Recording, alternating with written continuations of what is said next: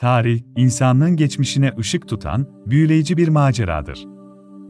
Ve Taş Devri, bu muazzam yolculuğun en eski dönemlerinden biridir. Taş Devri, insanlığın varoluşunu, evrimini ve uygarlık yolculuğunu anlamak için bir anahtar sunar. Bu dönem, insanın yaratıcılığının, dayanıklılığının ve adaptasyonunun zirve noktalarından biridir. Mağara resimleri, taş aletler, av sahneleri ve ritüeller, bizlere insanın dünyayı nasıl algıladığını, nasıl iletişim kurduğunu ve nasıl yaşam mücadelesi verdiğini anlatır. Taş Devri belgeselimizde, insanlığın bu ilginç dönemine bir yolculuk yapacak ve tarihin muhteşemliğini keşfedeceğiz. Taş Devri, genellikle taş aletlerin yaygın olarak kullanıldığı bir dönem olarak bilinir. Bu dönem, insanların avlanma, toplayıcılık, barınma ve iletişim için kullandıkları taş aletlerle tanınır. Ayrıca, mağara sanatı gibi kültürel ve sanatsal ifadelerinde ortaya çıktığı bir dönemdir. Paleolitik, Mezolitik ve Neolitik olmak üzere 3 alt döneme ayrılan Taş Devri, insanlığın evrimini ve çeşitli toplumların nasıl şekillendiğini anlamamıza yardımcı olur. Paleolitik dönem, insanların avcı-toplayıcı yaşam tarzını benimsediği dönemdir. Mezolitik dönem, avcı-toplayıcı toplumların daha yerleşik bir yaşam tarzına geçiş yaptığı dönemdir. Neolitik dönem ise, tarımın başladığı ve insanların yerleşik yaşamın temellerini attığı dönemdir. Taş Devri'nin anlaşılması, insanlığın nasıl geliştiğini ve evrimleştiğini anlamamıza yardımcı olur. Ayrıca, bu dönemdeki yaşam tarzı, toplumsal yapı, teknolojik ilerlemeler ve kültürel ifadeler, insanlığın geçmişine dair önemli ipuçları sunar. Paleolitik dönem, insanlık tarihindeki en eski dönemlerden biri olup, genellikle eski taş çağı olarak adlandırılır. Bu dönem, M.Ö. 2,5 milyon yıl önce, Homo habilis'in ortaya çıkışından, M.Ö. 10.000 yıl öncesine kadar süren bir zaman dilimini kapsar. Paleolitik insanlar, temel ihtiyaçlarını karşılamak için avcılık ve toplayıcılık yaparak geçimlerini sağlarlardı. Avcı-toplayıcı topluluklar, avcılık, balıkçılık, yabani bitki ve meyve toplama gibi faaliyetlerle geçimlerini sağlarlardı. Bu yaşam tarzı, insanlık tarihindeki en eski ve en yaygın yaşam tarzıydı. Avcı-toplayıcı topluluklar, genellikle küçük gruplar halinde hareket ederlerdi ve genellikle göçebe bir yaşam sürerlerdi. İklim değişikliklerine, kaynakların mevsimsel değişimlerine ve av hayvanlarının göçlerine uyum sağlamak için mevsimlik olarak yer değiştirebilirlerdi. Bu dönemde teknolojik gelişmeler oldukça sınırlıydı. Ancak avlanmak için basit silahlar ve araçlar kullanıyorlardı. Avcı-toplayıcı toplumlar genellikle eşitlikçi bir yapıya sahipti. Kaynakları paylaşma ve dayanışma önemliydi. Tarımın keşfi ve yerleşik yaşamın başlamasıyla birlikte, avcı-toplayıcı yaşam tarzı zamanla azaldı ve yerini tarım toplumlarına bıraktı. Ancak, avcı-toplayıcı yaşam tarzını sürdüren bazı topluluklar, günümüzde de varlıklarını sürdürmektedirler. Günümüzde sayıları oldukça azalmıştır. Avcı-toplayıcı yaşam tarzı, insanlığın evriminde ve kültürel gelişiminde önemli bir rol oynamıştır. Çünkü bu dönem, insanlığın temel yaşam becerilerini ve sosyal yapılarını geliştirmesine yardımcı olmuştur. Taş aletler, insanlık tarihindeki en eski teknolojilerden biridir ve avcı-toplayıcı topluluklar tarafından avlanma, yiyecek hazırlama, barınma gibi temel ihtiyaçları karşılamak için kullanılmıştır. Taş aletlerin evrimi ve kullanımı, insanlığın teknolojik ve kültürel gelişiminde önemli bir rol oynamıştır. Taş Devri, insanlık tarihindeki en eski dönemdir ve M.Ö. 2,5 milyon yıl öncesinden başlayarak M.Ö. 3000 yıllarına kadar sürmüştür. Bu dönem boyunca insanlar basit taş aletler kullanarak avlanma, yiyecek hazırlama ve diğer işlevleri yerine getirmişlerdir. İlk taş aletler genellikle çakmak taşı gibi malzemelerden yapılırdı. Çakmak taşı kolayca kırılarak keskin kenarlar elde edilebilir. Obsidiyen gibi diğer doğal taşlar da taş alet yapımında kullanılmıştır. İnsanlar zamanla taş aletlerin çeşitlerini geliştirmişlerdir. Basit bıçaklar, kazıyıcılar, kesiciler, deliciler gibi araçlar yapılmıştır. O araçlar avcılık, yiyecek hazırlama, deri işleme ve diğer günlük işler için kullanılmıştır.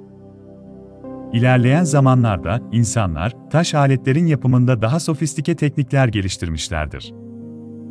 Bu teknikler, taşların şekillendirilmesi ve keskin kenarların elde edilmesi için çekiç taşlarının kullanılması gibi yöntemleri içerir. Ateşin kontrol edilmesi ve kullanılması, taş aletlerin yapımında önemli bir ilerleme sağlamıştır. Ateş, taşların işlenmesinde ve şekillendirilmesinde yardımcı olmuştur. Taş aletlerin kullanımı, bronz ve demir gibi daha dayanıklı ve işlenebilir metallerin kullanımıyla yerini daha gelişmiş aletlere bırakmıştır. Bronz ve demir çağlarında metal aletler taş aletlerin yerini almıştır. Mağara sanatı, insanlık tarihinde önemli bir dönüm noktasıdır ve insanın kültürel gelişimine önemli katkılarda bulunmuştur. İnsanların duygularını, düşüncelerini ve deneyimlerini ifade etmelerine ve iletmelerine olanak tanımıştır. Mağara duvarlarına yapılan çizimler ve işaretlemeler, insanların iletişim kurma ve deneyimlerini paylaşma yollarından biri olmuştur. Mağara sanatının birçok örneği, toplumsal ve ritüel amaçlarla ilişkilendirilmiştir. Av sahneleri, doğaüstü varlıkların tasvirleri ve ritüel dansların resmedilmesi gibi gösteriler, toplulukların bir araya gelmesini ve ortak bir kültürel kimlik oluşturulmasını sağlamış olabilir. Mağara sanatı, insanların mitolojik ve dini inanç sistemlerini yansıtan birçok sembol içerir. Bu semboller, insanların evreni ve kendi yerlerini anlamalarına yardımcı olmuş ve topluluklar arasında ortak bir inanç sistemi oluşturmuştur. Ayrıca, insanların teknik ve zihinsel becerilerini geliştirmelerine katkıda bulunmuştur. İnsanlığın kültürel mirasının korunması ve aktarılmasında kritik bir rol oynamıştır. Binlerce yıl boyunca korunmuş olan bu eserler, insanlığın geçmişine ve kültürel gelişimine ışık tutmaktadır. İnsanlık tarihinde sanatın evrimini ve gelişimini anlamak için önemli bir kaynaktır. Bu eserler, insanların duygularını, hayallerini ve deneyimlerini sanat yoluyla ifade etme isteklerinin erken bir göstergesidir. Mezolitik dönem, Paleolitik çağ ile Neolitik çağ arasındaki geçiş dönemini ifade eder. Mezolitik, Orta Taş anlamına gelir ve Avrupa'da MÖ 10.000 ile MÖ 5000 yılları arasındaki dönemi kapsar. Ancak bu zaman aralığı, bölgesel olarak değişiklik gösterebilir. Mezolitik dönem, avcı-toplayıcı toplulukların yaşam tarzında önemli değişikliklerin yaşandığı bir dönemdir. Bu dönemde iklimdeki değişiklikler, av kaynaklarının azalması ve insan nüfusunun artması gibi faktörler, insanların avcılık ve toplayıcılık stratejilerini değiştirmelerine yol açmıştır. Mezolitik dönemde iklimdeki değişiklikler, insanların yaşam alanlarını etkilemiştir. İklim değişiklikleri, insanların av kaynaklarını takip etmelerine ve yeni bölgelere göç etmelerine neden olmuştur. Özellikle, buzulların çekilmesiyle birlikte, insanlar, Avrupa'nın kuzeyine ve diğer kıtalara yayılmışlardır. İnsanlar, genellikle kıyı bölgelerinde, nehir vadilerinde ve göl kenarlarında yerleşmişlerdir. Bu bölgeler, su kaynaklarına erişimi kolaylaştırmış ve avlanma, balık tutma ve bitki toplama gibi faaliyetler için elverişli koşullar sunmuştur. Ancak, iç kesimlerde de insanlar yaşamış ve avcılık ve toplayıcılıkla geçimlerini sağlamışlardır. Mezolitik dönemde insanlar, genellikle çadır gibi geçici barınaklar kullanmışlardır. Bu durum, onların göçebe yaşam tarzına uyum sağlamalarına yardımcı olmuştur. Çadırlar, insanların av kaynaklarını takip etmelerine ve farklı mevsimlerde, farklı yerlerde konaklamalarına olanak tanımıştır. Mezolitik dönemde avcı-toplayıcı topluluklar, daha karmaşık av araçları ve teknikleri geliştirmeye başlamıştır. Ayrıca, avcılık için daha büyük gruplar halinde organize olmuşlardır. Avlanma ve toplayıcılık için daha geniş bölgelere yayılmışlardır. Mezolitik dönemde insanlar arasındaki ticaret ve etkileşim de artmıştır. Değişen iklim koşulları ve kaynak dağılımı, insanların farklı bölgelerden kaynaklara alışveriş yapmalarını ve farklı kültürel etkileşimler yaşamalarını sağlamıştır. Mezolitik dönem, insanlık tarihinin evrimindeki önemli bir geçiş dönemidir. Bu dönemde avcı-toplayıcı topluluklar, daha karmaşık sosyal ve ekonomik yapılar geliştirmeye başlamışlardır. Mezolitik dönem, insanların Neolitik çağ geçişini ve tarım toplumlarının oluşumunu hazırlayan bir köprü niteliği taşımaktadır. Neolitik dönem, insanlık tarihinde önemli bir dönüm noktasını temsil eder. Neolitik, yeni taş anlamına gelir ve insanların tarımı keşfetmeye ve yerleşik tarım toplumları oluşturmaya başladığı dönemi ifade eder. Cilalı Taş Devri, Neolitik devrim olarak da adlandırılan bir dönemi ifade eder. Neolitik dönem, MÖ 10.000 ile MÖ 4000 yılları arasında yaşanmıştır. Ancak bu zaman aralığı, bölgelere göre değişebilir. Neolitik dönemin başlangıcı, tarımın ve hayvanların evcilleştirilmesinin keşfiyle işaretlenir.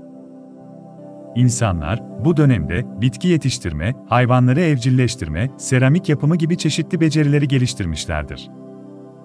Neolitik dönem, insanların avcı-toplayıcı yaşam tarzından, tarıma dayalı yerleşik yaşam tarzına geçişinin olduğu bir dönemdir. Cilalı Taş Devri, taş aletlerin daha sofistike bir şekilde işlenmesiyle ayırt edilir. İnsanlar, taş aletlerin kenarlarını cilalayarak, daha keskin ve etkili araçlar yapmışlardır. Bu durum, avcılık, tarım, inşaat ve diğer faaliyetler için daha etkili aletlerin kullanılmasını sağlamıştır. Tarımın keşfi ve tarımsal devrim, insanlık tarihindeki en önemli dönüm noktalarından birini temsil eder. Avcı-toplayıcı toplumların, tarım yapma ve bitkileri evcilleştirme becerilerini geliştirmeye başladığı dönemi ifade eder. İnsanlar, bitki tohumlarını ekmek suretiyle, bitki yetiştirme ve hasat etme yöntemlerini keşfettiler. Bu keşif, insanların yiyecek kaynaklarını kontrol etmelerini ve daha güvenilir bir gıda kaynağı elde etmelerini sağladı. Tarımın keşfi, insanların yiyecek üretimini artırdı. Tarım sayesinde insanlar daha fazla yiyecek üretebildiler ve nüfus artışını desteklediler. Bu durum, toplumların büyümesini, karmaşık toplumsal yapıların oluşmasını ve şehirlerin kurulmasını sağladı. Tarımın keşfi, insanların yerleşik yaşam tarzına geçişini hızlandırdı. Tarım sayesinde insanlar, daha kalıcı barınaklar inşa etmeye ve tarım arazilerini korumaya başladılar. Bu durum, göçebe yaşam tarzından yerleşik toplumların oluşmasına olanak sağladı. İnsanlar, sulama sistemleri, tarım aletleri ve tohum seleksiyonu gibi teknolojileri geliştirdiler. Bu teknolojik ilerlemeler, tarım verimliliğini artırdı ve tarımın daha etkin bir şekilde yapılmasını sağladı. Tarımın keşfi ve tarımsal devrim, toplumsal ve ekonomik yapıları da değiştirdi. Uzmanlaşmış meslek grupları ortaya çıktı, özel mülkiyet kavramı gelişti ve ticaret ağları genişledi. Tarım, insanların yaşam biçimlerini ve toplumsal ilişkilerini temelden değiştirdi. İlk yerleşim yerleri, verimli topraklara ve su kaynaklarına yakın bölgelerde kuruldu. Nehir vadileri, göl kıyıları ve verimli ovalar, erken köylerin oluşumunda önemli bir rol oynadı. İlk yerleşim yerlerinden bazıları, Mezopotamya, Nil Vadisi, Hint kıtası ve Çin'in Sarı Nehir Vadisi'dir. Erken köyler, genellikle birkaç aileden oluşurdu ve sık sık bir merkezi meydan etrafında şekillenirdi. Evler, genellikle toprak, taş, ahşap ve çatı kaplama malzemeleri gibi doğal kaynaklardan yapılmıştır. Bu evler, genellikle basit yapılardı ve daha sonra, mimari teknikler geliştirilerek gelişti.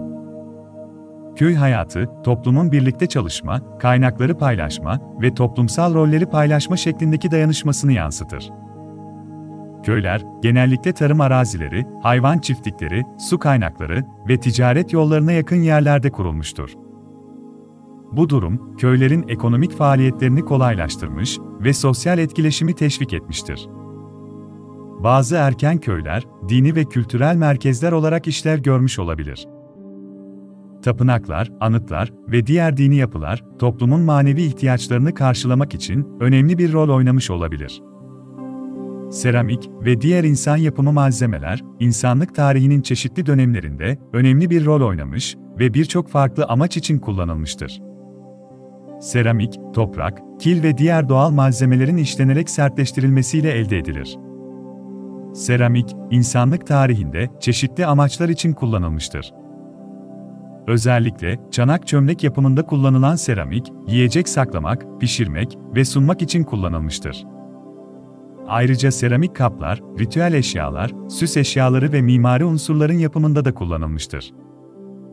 İnsanlar, taş aletler yaparak avlanma, yiyecek hazırlama, ateş çıkarma ve diğer çeşitli işlerde kullanmışlardır. Taş aletler, çekiç taşları, obsidyen ve diğer taşlar gibi malzemelerden yapılır. Bu aletler, insanların hayatta kalmasına ve çevrelerini kontrol etmelerine yardımcı olmuştur. İnsanlar, kemik ve boynuz gibi doğal malzemeleri işleyerek çeşitli araçlar, silahlar ve süs eşyaları yapmışlardır. Kemik iğneler, ok uçları, balta sapları, boncuklar ve süs eşyaları gibi çeşitli nesneler bu malzemelerden yapılmıştır. Ahşabı, barınaklar, tekneler, araçlar, mobilyalar ve diğer çeşitli amaçlar için kullanmışlardır. Ahşap, dayanıklı bir malzeme olması ve işlenmesinin kolay olması nedeniyle geniş bir kullanım alanına sahiptir. Kumaş ve deri, giysi yapımında ve barınakların kaplamasında kullanılmıştır. İnsanlar, kumaş dokuyarak giysi ve bez eşyalar yapmışlardır. Hayvan derileri, avcılık faaliyetleri sonucu elde edilir ve giysi, çanta, ayakkabı gibi çeşitli eşyaların yapımında kullanılmıştır. İnsanlar, vücutlarını dış etkenlerden korumak için giyinmeye başladılar. İlk insanlar, hayvan derilerini ve bitkisel lifleri kullanarak basit giysiler yapmışlardır. Giyim, soğuk hava, güneş ışınları, böcekler ve diğer zararlı unsurlardan korunmayı sağlamış ve insanların daha geniş çevrelerde yaşamalarına olanak tanımıştır. Ayrıca toplumsal statü, kültürel ifade ve kişisel kimlik açısından da önemli bir role sahiptir. İnsanlar, sığınma ve korunma ihtiyaçlarını karşılamak için çeşitli barınaklar inşa etmişlerdir. İlk insanlar, mağaraları, ağaç kovuklarını ve doğal sığınakları kullanmışlardır. Daha sonra, çadırlar, kulübeler ve daha karmaşık yapılar inşa etmişlerdir. Barınma, insanların soğuk, yağmur, rüzgar ve diğer çevresel tehlikelere karşı korunmasını sağlamıştır. Ayrıca, barınaklar, toplumun birlikte yaşama ve sosyal etkileşimlerini kolaylaştırmıştır. İnsanlar, ateşi kontrol etmeyi öğrendiklerinde büyük bir adım atmışlardır. Ateş, ısınma, pişirme, ışık sağlama ve korunma gibi birçok faydalı amaç için kullanılmıştır.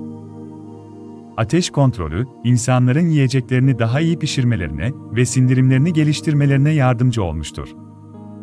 Ayrıca, ateş, av hayvanlarını korkutma ve korunma için de kullanılmıştır. Kültürel olarak, ateşin etrafında toplanmak, hikaye anlatmak, sosyal bağları güçlendirmek ve bilgi paylaşmak için önemli bir rol oynamıştır. Taş devrinin iklim ve coğrafyasının insan davranışları üzerinde önemli etkileri olmuştur.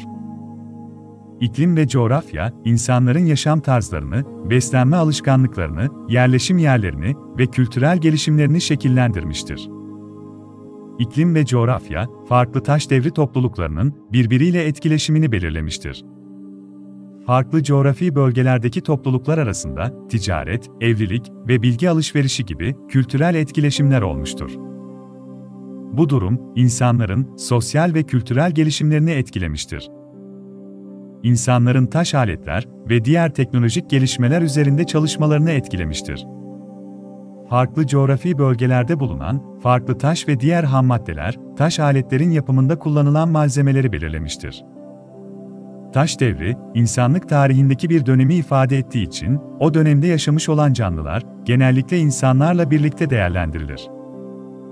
Ancak, taş devrinde insanlarla birlikte yaşamış veya insanlar için önemli olan bazı diğer canlılar da vardı. Taş devrinde insanlar avlanmak için büyük memelilerle etkileşimde bulunmuşlardır. Bu memeliler arasında mamutlar, mastodontlar, iri boynuzlu gergedanlar, büyük kedigiller ve diğer av hayvanları yer almaktadır. Bu hayvanlar insanların avlanma, yiyecek ve malzeme temini için önemli bir rol oynamıştır. Taş devrinde, insanlarla birlikte yaşayan ve insanlar için önemli bir yardımcı olan köpeklerin varlığı bilinmektedir. Köpekler, insan avcılar için avlanmada yardımcı olmuş, koruma sağlamış ve insanlarla birlikte yaşamıştır. Taş devrinde yaşamış bazı önemli canlılar, günümüzde soyu tükenmiş durumdadır. İnsanlar ve çevresel faktörlerin etkisiyle birçok türün nesli tükenmiş veya ciddi şekilde azalmıştır. Yünlü mamutlar, buzul çağı boyunca Avrasya ve Kuzey Amerika'da yaşamış dev memelilerdir. taş devri insanları, mamutları avlamış ve bu türün neslinin tükenmesine katkıda bulunmuş olabilir. Yünlü mamutlar, son olarak Sibirya'da yaklaşık 4000 yıl önce yaşamıştır. Mastodonlar, yünlü mamutlara benzer büyük bir cüsseye sahip olan, soyu tükenmiş bir memeli grubudur. Mastodonlar, Kuzey Amerika'da ve bazı diğer bölgelerde yaşamıştır. Taş devri insanları, mastodonları avlayarak, bu türün neslinin tükenmesine katkıda bulunmuş olabilir. Buz devrinin dev canavarları da, soyu tükenmiş canlılar arasındadır. Bunlar arasında, dev kedigiller, dev yarasalar ve büyük av köpekleri gibi türler bulunmaktadır. İnsanlar ve iklim değişiklikleri, bu dev canavarların soyunun tükenmesine katkıda bulunmuş olabilir. Taş devrinde, dünya genelinde, birçok iri memeli ve kuş türüne megafauna denir. Megafauna, bugünkü büyük memelilerin ataları arasında yer alır. İnsan avcılığı ve çevresel değişimler, birçok megafauna türünün soyunun tükenmesine neden olmuştur. Ova kuşları, Yeni Zelanda'da yaşamış, dev boyutlarda uçamayan kuşlardır. Bu kuşların, avcılık ve habitat kaybı sonucu soyu tükenmiştir. Ova kuşları, taş devri insanları için önemli bir av kaynağı olmuş olabilir. Dev kara tembel hayvanları, genellikle Amerika kıtasında yaşamış, dev boyutlarda tembel hayvanlardır. Bu hayvanlar, genellikle ağaçlarda yaşayan atalarından farklı olarak, yerde yaşamışlardır. İklim değişiklikleri ve avlanma baskısı gibi faktörler, bu dev tembel hayvanların soyunun tükenmesine katkıda bulunmuştur. Taş devri kalıntıları, dünyanın çeşitli bölgelerinde bulunmuştur. Bu kalıntılar, insanların yaşam tarzlarını, kültürel pratiklerini ve çevresel etkileşimlerini anlamamıza yardımcı olan arkeolojik bulgulardır. Orta Doğu, insanlık tarihinin en eski yerleşim bölgelerinden biridir ve birçok taş devri kalıntısı burada bulunmuştur. Özellikle Mezopotamya, Anadolu ve Levant bölgelerinde birçok önemli arkeolojik alan ve höyükler bulunmaktadır. Avrupa kıtası da taş devri kalıntıları açısından zengindir. Özellikle Fransa'nın Lascaux ve Altamira gibi mağara sanatı alanları Avrupa'da bulunan en ünlü taş devri kalıntıları arasındadır. İngiltere, İspanya, Almanya ve diğer Avrupa ülkelerinde de birçok önemli arkeolojik alan bulunmaktadır. Afrika kıtası, insanlığın kökeninin bulunduğu yer olarak kabul edilir ve birçok önemli taş devri kalıntısı burada keşfedilmiştir. Özellikle Doğu Afrika'da, Etiyopya, Tanzanya ve Kenya gibi bölgelerde birçok arkeolojik keşif yapılmıştır. Asya kıtası da taş devri kalıntıları açısından önemlidir. Özellikle Çin, Hindistan, Orta Asya ve Güneydoğu Asya'da birçok arkeolojik alan bulunmaktadır. Bu bölgelerdeki kalıntılar, insanlık tarihinin erken dönemlerine ışık tutmaktadır. Kuzey Amerika ve Güney Amerika kıtalarında da taş devri kalıntıları bulunmaktadır. Özellikle Amerika Birleşik Devletleri'nde ve Meksika'da birçok önemli arkeolojik alan ve mağara bulunmaktadır. İnsanlık tarihine dair bu derinlemesine yolculuk, bizlere geçmişimizin ne kadar zengin, karmaşık ve ilham verici olduğunu gösterdi. Taş devri, insanlığın kökenlerine ve evrimsel sürecine dair sadece bir başlangıç noktasıdır. Ancak, bu dönemdeki keşifler ve bulgular, insanlığın ne kadar ileri gittiğini ve nasıl bir yolculuk yaşadığını gösterir. Yepyeni belgeseller ve daha fazla bilimsel içerik için abone olmayı unutmayınız.